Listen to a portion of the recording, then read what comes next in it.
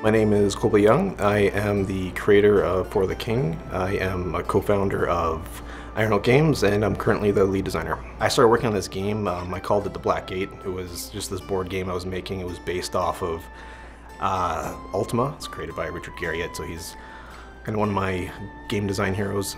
I just became obsessed with it, and I worked on it like day and night, and yeah, and eventually it just turned into like this really fun thing. I was sharing with people online, like in the Ultima community, and they were really excited about it. My name is Gordon Moran, and I'm a co-founder and art director here at IronOak Games. Well, it was Colby's brainchild, and he had started by making the board game version, blended the two aspects of both those genres into something. So we've taken aspects from traditional board games, and we've taken aspects from more sort of old school JRPG style our video games, and yeah, combine them into For the King. My name's Sterling Anderson. I've known Colby and Gord quite a long time. I moved to Vancouver in 2009. I met Gord pretty much straight away because of Colby, because I went to high school with Colby. So I've known Colby going back 20 years plus. So I have a couple early first experiences with For the King. I would say the very first one is when it started as an idea. It was a board game at Colby's house. So one day, Gord and I are over there, we're playing this board game. We didn't know it was For the King, but it was For the King. And we put 8 hours into this board game until the wee hours of the night, and then I got stuck on an island with the boat deed. Those guys were on a different island. Game over. 8 hours. That was the introduction to For the King before it was For the King. I'm Mike. I'm a developer for IronOak Games. I do a lot of development focused on gameplay, dungeons, multiplayer, and whatever other mechanics that we need to jump on and make the game more fully featured and fun. How I found For the King was my D&D groups just were so inconsistent as one would experience, and I really wanted to scratch that itch, and I ended up stumbling upon the early access for the King. Kind of went through that. It was a little rough at first, but I fell in love with the game, and I started playing, and I've been playing ever since. I would describe For the King 2 to a new player by saying it's a turn-based RPG. It is a strategy game. There's lots of resource management. For the King 2 actually features more of like mission campaigns as opposed to the first game, so it's got a kind of a longer narrative to it. And yeah, it can be enjoyed by hardcore players to casual players. We've had people who play with their kids, and the kids are completely engaged with it, to people who play single player by themselves and really enjoy like the number side of the game, and yeah, like the whole min-maxing aspect of it. So two completely different spectrums, and they enjoy it equally for different reasons. I'm J. Nicholas Havelman. Everybody calls me J. Nick, and I'm a developer here at IronOak Games. I started with them very early in their first project. Basically, as soon as they went live with version 1 out of early access. At its core, it is just a tabletop game. It is a complete digital board game with all the conveniences of the digitalness that a video game can bring, but the classicness of that adventure style tiles and dice rolls and cards and colors and unknown things that happen to you at any given time. I think it speaks to tabletop gamers in that way. Building FTK 2 was never about finding one new major thing, because I think FTK 1 has a unique formula, and it's a very strong formula that even to this day people haven't managed to copy that well. FTK 2 to me is just adding a little bit of flair on everything that's there. Just cranking up the formula just a little bit with a little extra flavor here and there. The larger maps, the more proceduralism in the maps, the more variation in the adventures you're gonna get. Obviously the new graphic style and art style adds so much more flavor to look at. The new art style allows us to put a little bit more detail and life into the world, whereas the low poly aesthetic of For the King 1, you couldn't really get that level of detail with it, but now we're able to explore a little bit more detail and sort of bring that life. And the ocean and the water environments are looking really great. We're using some new tools there to make our water really shine. Dropstone Badlands is the one that's returning from FDK1 with the lava fields and volcanoes. That's going to look pretty spiffy. But in reality, they're all looking really cool, and we're all really happy with how they're looking. Yeah, For the King 2 actually takes a little bit of a closer look at Ferrule. You'll find that it's almost like you've taken the lens and you've zoomed in slightly, so now you can get to know the characters a little bit better. You can get to know the biomes a little bit more. We've added things like roads and stuff, which you never would have seen before, and the world just feels a little bit more rich.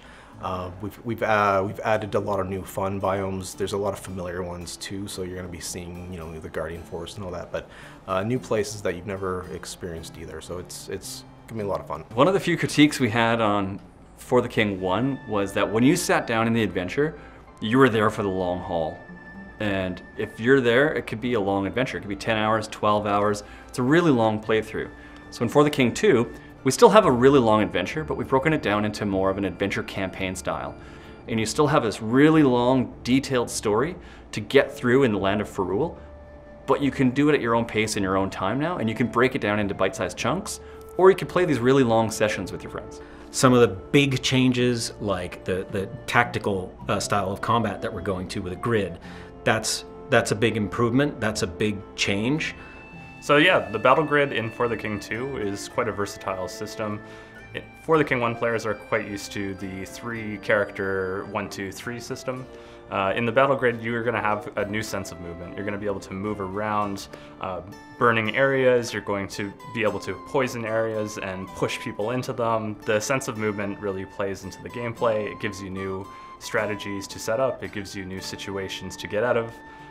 It really expands the world of For the King in terms of its combat, and I think fans are going to be quite excited on what new features we're going to use the battle grid system for. One of the new mechanics that we're adding to For the King 2 is mercenaries and followers. Mercenaries is really cool.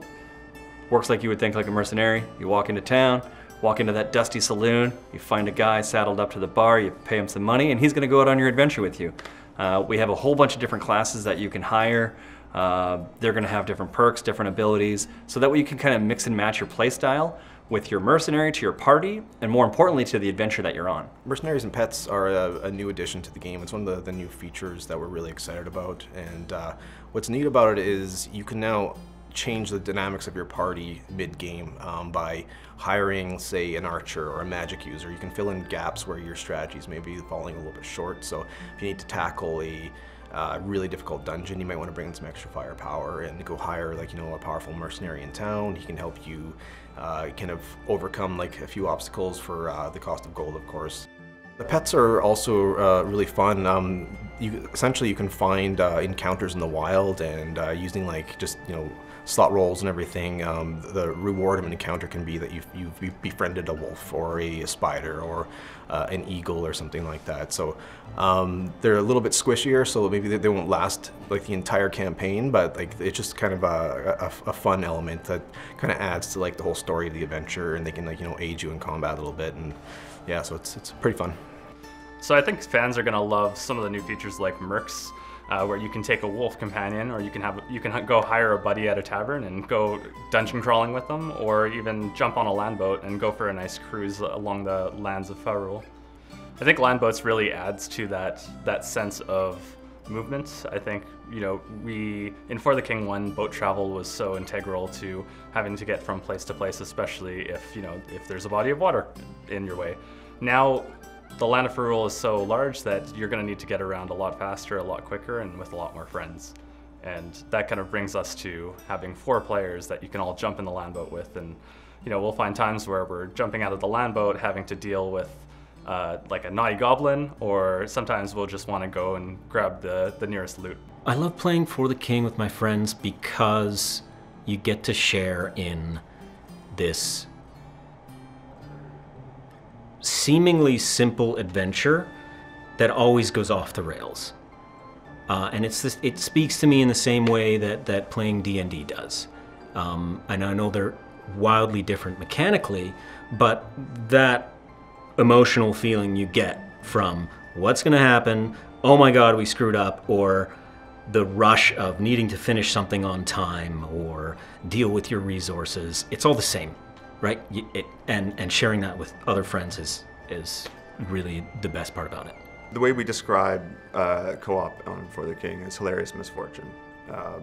And that's exactly what makes it fun to play with your friends. It's great as a single player game as well, but with a group of friends, it really sort of harkens to that traditional tabletop experience that you might have with a bunch of people sitting around a table, laughing at their misfortunes as well as your own misfortunes, and it makes some of the defeats easier to handle, and the victory. Valiant adventurers once fought to bring peace to the realm of Farul and avenge a murdered king. But now, a new peril threatens its people. The once peaceful and benevolent queen has turned against her subjects, casting Farul into darkness and despair. The resistance is rising, and the fight for freedom has begun. Adventurers will travel far and wide to prevail. Victories will be hard fought, requiring strategy, strength, and courage. New alliances must be forged to bolster our ranks. The fate of Farul lies in the hands of the resistance. The time to act is now. Will you join us, adventurer?